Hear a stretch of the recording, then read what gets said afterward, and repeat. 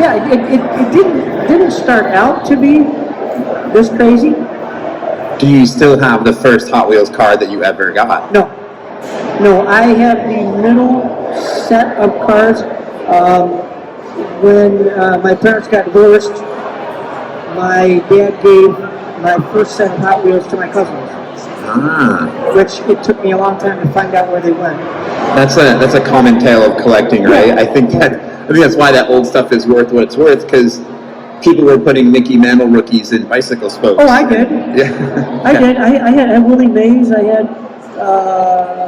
all of those cards from the early '60s in my bicycle spokes. And it makes sense with collecting because what makes something rare is a lack of supply.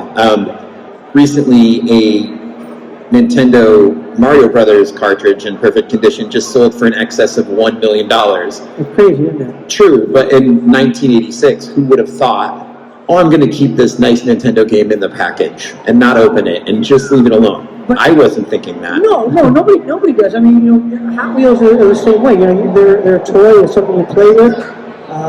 And I tell everybody all the time, you can't love something unless you play with it. And these are things that give you memories. Playing in the woods with your friends. All of that. It's the meaning of the memories. So they're toys. You got to play with them. I would agree with that. What's the most? I know people ask like, what's the most valuable? What's the most exciting piece in your collection? What's the most exciting Hot Wheels that you have? Well, Mattel made my old race car a Hot Wheel car. So that's, Not many people can say that. Nobody can say that. Don Tadone can say that, and how vast is your collection of Hot Wheels cars? I have held 2 Guinness World Records for the size of my collection. I have over 30,000 cars. I have just about every racetrack playset, socks, underwear, sunglasses. You said 2 Guinness World Records? 2 Guinness World Records. I have 0. So between us both, we have 2 Guinness World Records right here. That's great. And also I've held the Guinness World Record for Loop the Loops at the Chicago Auto Show back in 2020. So how many world records do you hold? 3. So between us both, we hold 3 world records. That's great. I want to be good at anything, but to be the best in such a Hot Wheels are timeless, right? Like our grandparents will know Hot Wheels cars, our grandchildren will know Hot Wheels cars. Like kind of like Sonic the Turtles, they're a timeless entity. And toy collectors, we're a unique breed, but Hot Wheels is a unique breed inside of a unique breed. Hot Wheels is the #1 selling toy in the world. And they have been for many years. Lego kind of took it over for a while. I can see that. But Hot Wheels, from 1968 to today, every second there's like 6 or 10 cars sold. Wow. Yeah. Every minute there's like 20 track sets sold. Things like that. It stands to reason because when you think about toy collecting over the decades, Hot Wheels has always been the game. Like you've seen things come and go. Like Star Wars in the 70s reinvented action figure collecting, but then it kind of cooled off in the mid 80s and it came back in the 90s. But Hot Wheels never goes away. No, but there were times in history that, like 3 times that Hot Wheels have almost disappeared. Really? Monetarily, yes. 3 times? Yep. That Hot Wheels almost went under?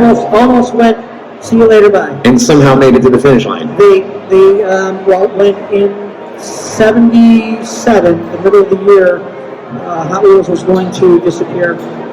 They had to find a way to make it cheaper. Because Hot Wheels had been under $1 up until last year.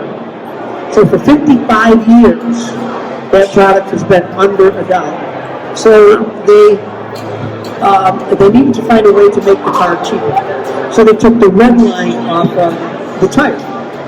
That saved them a penny a car, which in 1977 and a half saved Hot Wheels from disappearing. In the late 70s, we were going through essentially an oil crisis where cars weren't able to be gassed. DC Comics, in fact, nearly folded in the late 70s as a result as well. And I think you hit on it. kids are part of the family.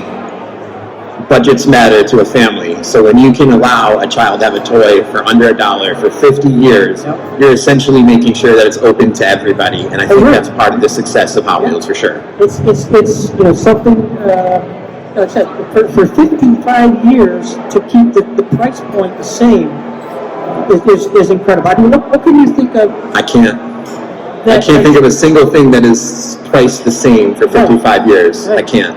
Because they were 69 cents when I was 10 years old in '68. That's wild. That's wild to think of. And I guess the people think about Hot Wheels that makes them fun to collect too is they are small and compact. I mean, I see people collect statues that are 2 feet tall. Right. They're like, oh, I'm running out of space. And I'm like, yeah, I bet. I have one wall that has like 2,500 cars in the package. You know, on 2,500 cars. That's a lot. And if you look at the bigger scale, you can't do that. You know, you can't have that many cars in your room or in your on display. So I guess other than the fandom of cars, which is an American obsession going back to the invention of the automobile, price point as well as accessibility as well as the ability to maintain a huge collection without taking up all your space, these all lend to Hot Wheels becoming an American institution. Oh yeah. I mean, there are people that are Hot Wheel designers now that played with Hot Wheels as a kid.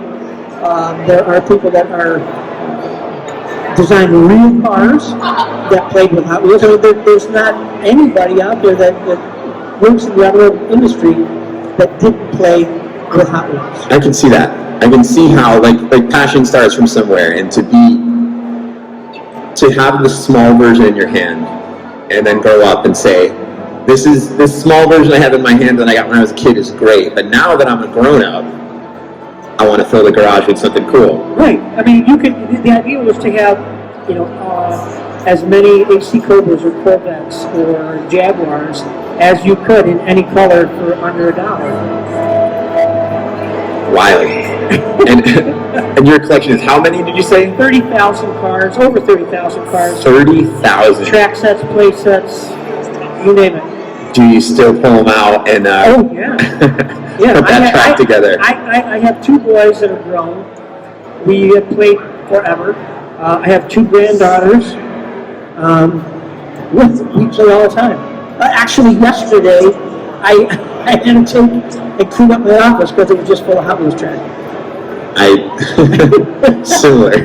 My office is currently supposed to have 0 comic books in it, and instead I think I've probably got probably close to 30,000 right now myself. I guess that's the part of collecting.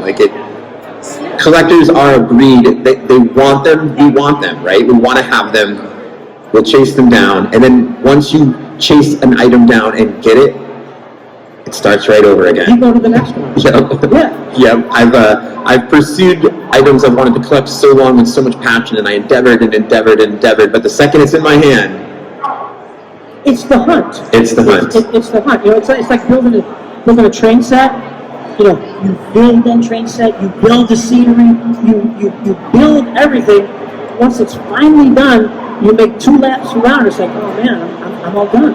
I've been asked all my whole life about collecting, and they're like, what's your favorite thing that you collect? And my answer is always the next thing. Yeah. The next thing I'm able to get, that my next pursuit. Well, I mean, there's so many different Hot Wheels items out there, different cars, different colors. There is no way that anybody could possibly collect everything. But we try. Oh yeah. And I'm kind of a completist. So if there's a series of 10, I have to have that 10, and then I look for variations of that 10, and that series of 10 could end up being 40 cars. Now, being a completist is tricky, especially something that's been around since the 60s. That's a lot of volume to chase down. And there's no way that you'll ever do it. What's the most expensive Hot Wheels vehicle on the market right now? What's the holy grail for Hot Wheel collectors? Bruce Pascal's Beach Bomb. He paid $72,000 for it. $72,000 for one Hot Wheel car. One Hot Wheel. And you might have seen it on Pawn Stars or other places. Bruce is a great friend of mine, And I always talk about it because collecting is what you want to pay for something. So would I spend $72,000 for that? No. But Bruce did. Somebody had to bid against him. So there's other people out there that would spend that kind of money. Is there a piece that you would spend $72,000 on? Is there a Hot Wheels collector piece out there that you would drop that kind of money on? No. My wife's sitting over here. So. Officially, no. No, I mean, there's things that I've spent, I'll drop $1,000 on something. Sure. But I also have real hot rods. So if I'm going to put 10 grand into something, I'm going to put it into my hot rod. You want to drive it? Yeah. All right. Because I've got enough expensive Hot Wheels home. I want to take the hot rod out. Let's see. And then don't just do cars. Now, Hot Wheels has an assortment of vehicles. Oh yeah, there's motorcycles, planes. Yeah. I've seen a submarine. There's things that are done in other countries, licensed in other countries that aren't here, like planes. Sure. The Matchbox have their planes, the Sky whatever, but Skybusters.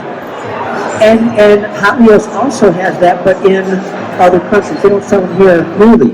Yeah, there's a lot of things in other countries that, like gum and candy and bath things, Sure. but they don't license them here. I recently lost a bet and had to eat a piece of bubble gum out of a pack of trading cards from 1983. So I do want to take this opportunity to tell you guys not to do that. It's a terrible idea. Yeah, it's like eating card. I lost a bet and they said, you said you'd eat the bubble gum out of this pack of cards. Don't do it. Actually, there's Hot Wheels tattoos from like 1970, 71 in the pack. And I saw one the other day in the pack, graded, and it was $1,800 for a pack. That's crazy, Yeah. Kicks. Now there was